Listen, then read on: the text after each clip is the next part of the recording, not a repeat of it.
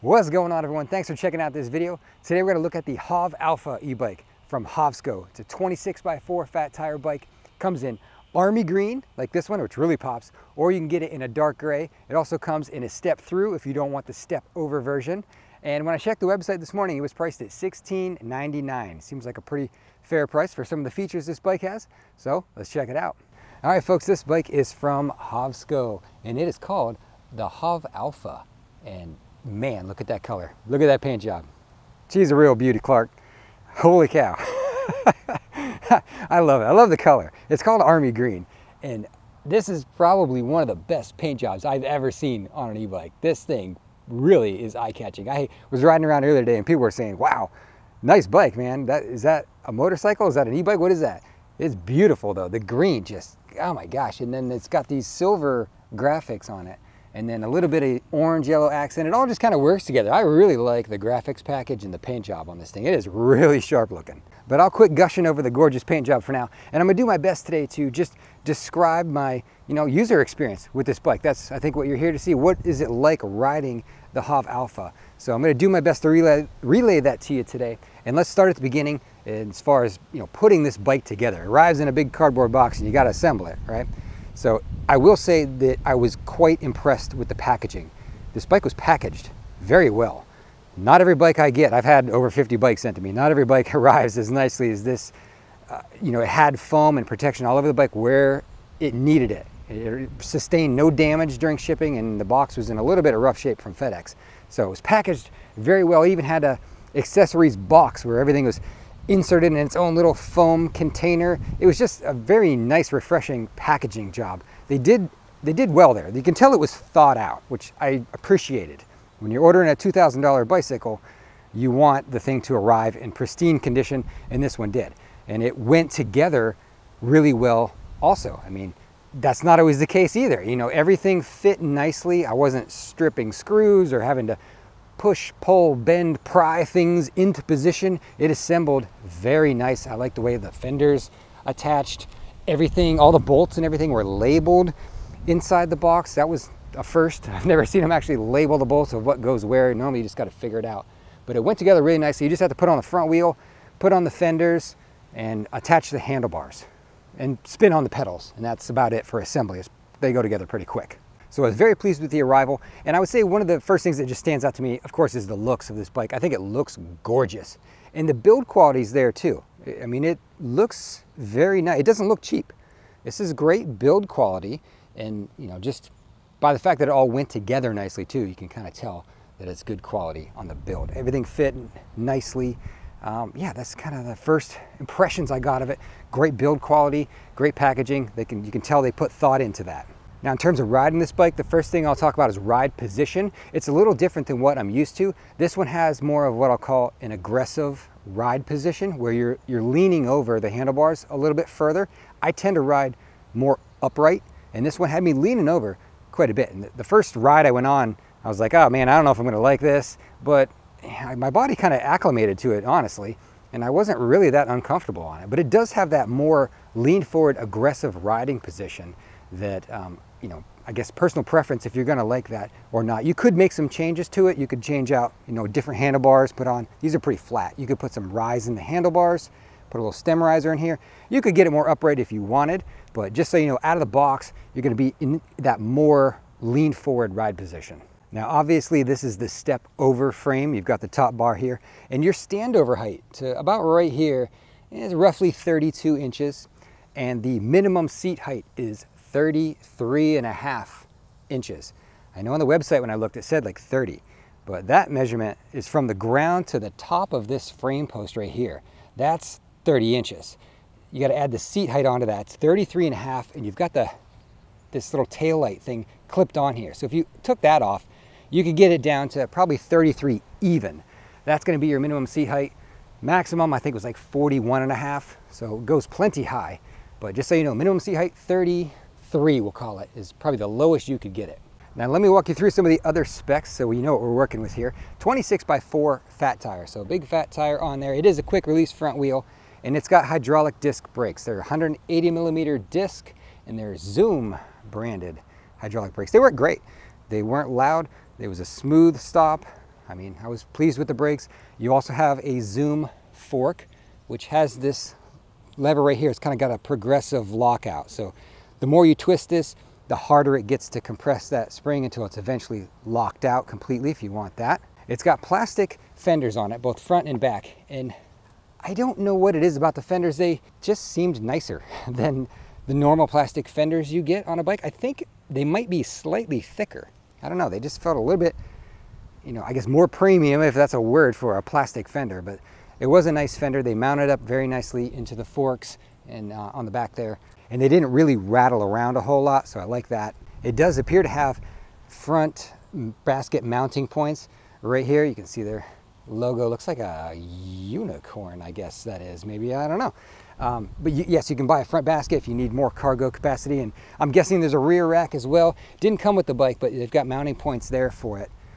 What else? You've got up on the controls, we have locking grips, palm rest on them. They're rubber. Got the locking rings on the end, so they're not going anywhere. It's a trigger shifter, 7-speed. Your display screen, here's your display controls, and it has this thumb throttle right here. Now I'm a twist throttle guy, but I mean, I really didn't have any trouble using this. It worked just fine. I'll turn your display screen on so you might be able to see it. We'll see. It's kind of a darker display, and I don't know, it's blinking on my camera when I look. Hopefully the frame rate will catch it. It's harder to see in direct sunlight. I will say that.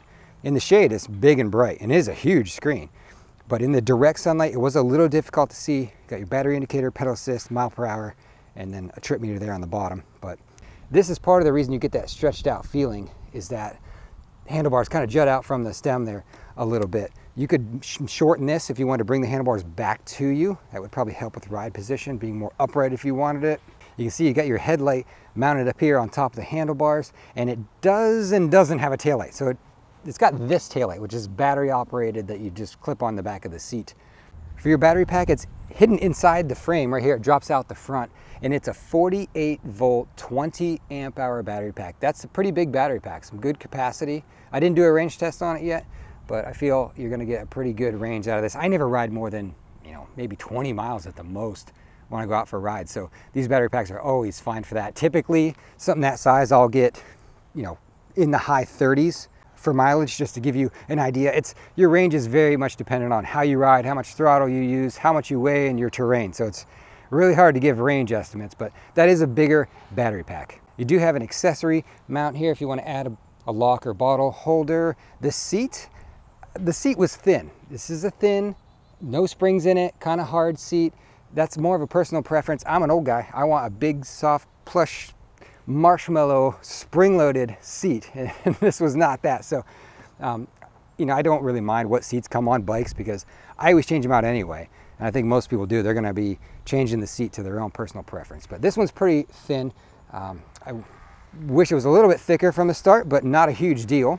This bike weighs 76 pounds, at least on my scale. With 76 pounds, they say the payload capacity is 450. That is one of the highest I've ever seen on a bike. Normally they're 275 to maybe 350. This one said payload 450. So I guess you can be pretty darn heavy and ride this bike. And for the gearing, you've got a 42 tooth chainring in the front, and then in the back, it's a 1428. And I wish this one was larger or the rear one was smaller. If there was like an 1132 on the back, or maybe like a 48 at least on the front. The problem with the front is you don't have much space here between the frame and that chainring. So you might be able to go to 46, maybe 48. I don't know. If you don't get a double-sided thing, maybe reach 48. You'd be better off going 1132 in the back if you could make that change. You kind of lose pedal feeling at the higher speeds. Once you get to about 24, 25 miles per hour, your pedaling cadence is pretty quick. I took a video of me riding it about, I think I was like 26, 27 miles an hour, and I'm pedaling pretty quick. This can be programmed as a class 3 e-bike.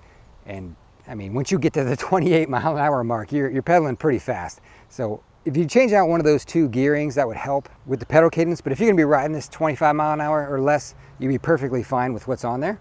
And at the back of the bike, we've got our rear derailleur, which is a Shimano 20. You do have a rear derailleur guard. And the motor, 750 watt Geared hub motor. It said 750 sustained and I think 1,032 was the peak. And on the top of the casing there it says Sudo. Typically there's a Bafang in there. I've not seen this brand before, but it worked just fine. I didn't have any issues with the motor. Now I mentioned this bike could be set up as a Class 3 bike. It arrives to you programmed as a Class 2, meaning 20 miles an hour. If you want to get to the 28 mile per hour mark, you need to download the Hovsco app, and this bike will connect Bluetooth to your phones, right? So step one, you download the app. Step two, you create an account. You put in your email address. It'll send you a code. You put the code in, and then you link your bike to the phone, right? So app first, and then you link your bike to the phone, and then you can go in the app to your profile and change the class from Class 2 to Class 3. It'll bring up this like user agreement you gotta accept, I guess meaning, yeah, I accept responsibility for going super fast on this bike. And once you do that, the bike is unlocked and it'll go 28. Now it is I'm gonna call it a true Class 3, meaning the throttle will only ever take you to 20 miles per hour. The only way you get the 28 speed is by pedaling. You gotta pedal to get Class 3 power out of the bike. Now for the pedal assist system, it's equipped with a torque sensor, which is a higher end part. It's down here in the bottom bracket, and it's keeping track of the pressure that your foot places on the pedal. And it works very well. It's very sensitive. It really keeps track of the pedal pressure and delivers power accordingly, but it's for someone who wants to pedal. You don't get the power out of the bike unless you're really pushing on the pedals. There's no ghost pedaling and having the motor run. You can't do that on the torque sensor bikes. And this one was very sensitive. It really reacted to the pedal pressure. It engaged immediately, although it didn't disengage immediately. It kept running long after I was done pedaling, a good second or two, full second or two, that it kept going, which you can just cancel it by pulling the brake lever if it was bothering you. But torque sensor, higher end part. I like the torque sensors a little bit better. You can kind of just keep it in a high pedal assist and ride still at low speed, because if you're not pushing hard, it's not giving you a ton of power. So that's a good part to have on a bike that's only $16.99. Now I did take some good ride footage of me out testing the bike's top speeds and climbing some hills so you can see what that's like. Let's take a look. All right, let's test out the top speed while pedaling. The display screen is pretty accurate as far as matching the GPS speedometer. All right, here we go. 7th gear, 24, 25, 26, 27. My pedal cadence is pretty fast. 28, 29. I felt the motor kick out. So 29, and it's not helping me anymore. Yeah, 28, 29 is your top speed pedaling, unless you got really strong legs. Now for the pedal assist system, this one has a torque sensor. So it's keeping track of how much pressure you put on the pedals. Like I can just turn the pedals and nothing happens. It's not till I start pushing that it kicks in and starts delivering strong power. And I've noticed that it's immediate with applying pressure. Even on like every downstroke of the pedal, you get kind of a surge of power because it's very sensitive to that pressure. But I have noticed that it takes a second to shut itself off. If I start pedaling and getting good speed and power, and then I stop pedaling, and it's still going. It was going for like 2 full seconds there before it finally stopped. Now you can cancel it with the brakes, but it's kind of a delay on kicking out, but it's immediate on kicking in. But I like the torque sensors. They force you to pedal though. If you don't want to put pressure in the pedals, don't get a bike with a torque sensor. But I like them because I like keeping it in the high level. I just keep it in level 5, and then I only get the power whenever I ask for it by pushing on the pedals. So it's a personal preference thing. You cannot ghost pedal like this and get power. That's only with cadence sensors, really. So torque sensor, it's a more expensive, more complicated part. I do like them a little bit better, but there's different kinds out there too. This one is hypersensitive. I've only had a couple like this one where it's a true torque sensor, man. It is really tracking your pedal pressure. But on the bike paths and trails like this, super smooth, and I don't know, the ride quality, it's got something I can't put my finger on. I don't know what it is. It just feels solid is the word. It just feels solid. I don't know. It just feels like a tank. maybe because it's army green, I don't know.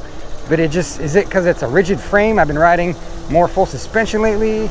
It feels solid, it feels rigid, it feels tough. I don't know.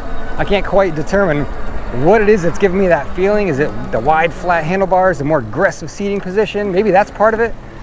I don't know, but we're at hill climb. So we're gonna do a hill climb now. Throttle only, and see what kind of throttle only power it's got. 750 motor, peaks over 1,000. So we're gonna time it. 750s usually go up this hill 22 to 25 seconds. So let's see what the Hav Alpha can do. We're in pedal assist 5.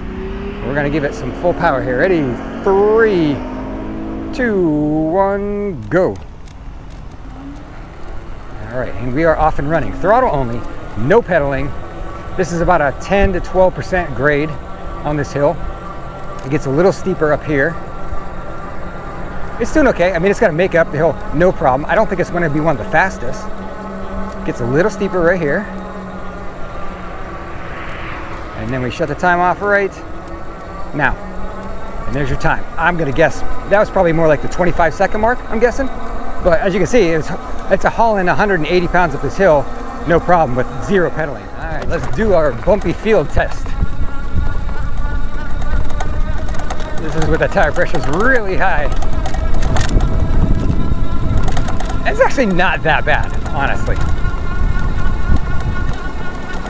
It's not bad. I would want a suspension post, I think, to give me a little help. Well, I mean, the only thing I can hear rattling is the kickstand. Yeah, that was good. All right, so this is probably about as much as I would off-road the Havsco Alpha. Just manicured dirt trails like this where you just have to contend with maybe a little bit of loose gravel or fluffy sand that's washed through, or some roots that you got to bounce over. Just simple stuff like that, but it'll tackle that, no problem. These roots, I would probably just let a little air out of the tires, maybe get a suspension post, like I said, and that'd probably give you a nice smooth ride. But it's like a good little tank for going over this stuff. Let's go through, or here's an even smaller trail. Let's do that. Rolling over branches, sticks. Yeah, these fat tire bikes, they're great for stuff like this. You can just kind of bulldoze your way, you know? Just try not to get flat. Put some tire liners in these fat tires, but they are good little bulldozers. All right, well, as you can see, pretty good top speed out of this bike once you unlock it. It's also got some decent hill climb power. I mean, there's a lot of things I like about this Hav Alpha. I mean, good speed, good hill climb power. It's got a nice big battery in it. That's good. 20 amp hours is a pretty big battery. The fit and finish. I mean, fit and finish and the presentation and the look of this bike is just freaking gorgeous. I love the look of this thing. That's a standout feature to me. Paint looks amazing. The torque sensor functions really well. If you like torque sensors, you'll like that one. So a lot of people prefer the Cadence though. What else? I mean, overall, a nice little bike. I was pleased with this. There's a few little things I would change on it. There's a couple things, you know, to be fair. The first would be kind of my personal preferences, and that would be to change the throttle. You know, to thumb throttle on your left-hand side. I definitely am a right-hand twist throttle person. So that was one thing. The ride position was a little bit leaned over for me. I'd like to be a little more upright. Again, personal preference. And the seat, again, personal preference. I like a big, thick seat. The gearing, if you're gonna be operating, you know, low speed off-road, this gearing's gonna be fine. I do more on-road, higher speed riding most of the time, so I felt the gearing needed to be a little bit higher. And then the last thing I'll say would be the app. You can't open the bike up and unlock it to Class 3 without downloading the app. You're required to download the app and make an account and go in there and accept that agreement in order to change the bike's speed to Class 3 level. The good news is that you just have to do it once. It's just a one-time deal to go in there, accept the thing, and open it up, and then you're done. But they also have a 15-day return policy, as well as up to a 2-year warranty on some of the parts. And there's a chart on the website that outlines all the coverages. All right, everyone, that is the Hav Alpha from Havsco. And be sure to let me know and let them know in the comments what you think about this bike. Thanks to Havsco for giving me a chance to ride and test and put some information out here for all of you to use. I encourage you to really do your research on an e-bike before you buy. Make sure you get the one that's gonna match you perfectly. And if you do decide that it's the Hav Alpha, use my link below. That'll help me keep making great informative videos for all of you. And if you found today's video helpful, informative, do me a favor, hit subscribe, come back for some more. And I think that's all for today. Thanks for watching.